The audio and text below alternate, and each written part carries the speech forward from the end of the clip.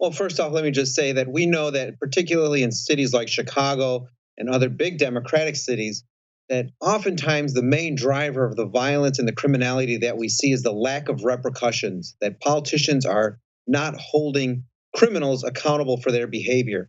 And when you know you could get away with stealing, theft, carjacking, or even murder, you're going to do it. And that's what we have propelling the numbers in the cities across America, particularly in Chicago. But to hear Mayor Lightfoot say that it's because of the students and remote learning is very interesting to me, because clearly she's grasping for straws and trying to deflect responsibility onto anyone, in this case, elementary school kids, as opposed to taking responsibility for her failed policies in the city of Chicago, which incidentally also included sending all of our children home to remote learn. So in a way, she's pointing to the finger directly at herself, because she is the root cause if remote learning is the problem. The Chicago Teachers Union put out a statement today.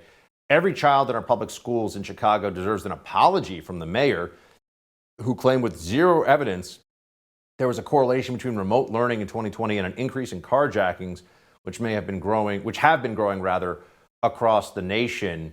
So is Lori Lightfoot, the mayor here, she's just coming up with something to make it sound like it's not the fault of her administration and the lack of support for law enforcement? It just seems like a bizarre thing to bring remote learning into the conversation, especially as you point out. I mean, she was pushing for remote learning for a long time.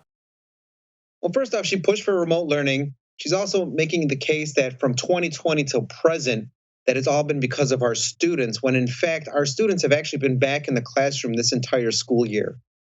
The other thing that's interesting about her argument is that, we have 300,000 kids, most of them who are, under fifth grade. And if she's accusing them of being carjackers, there's more to this argument that she wants to let on. And the fact that she clearly doesn't take responsibility for the policy she's put in place, she clearly doesn't take responsibility for the fact that she has pulled officers out of the neighborhood districts to create a super force all for her own, that she's dismantled the tactical units that would focus on this, that she's defunded the detective units that would have caught and found these individuals out sooner.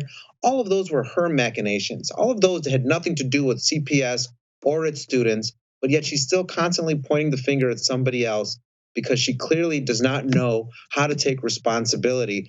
But what is most important to remember is that her reelection is in 15 months.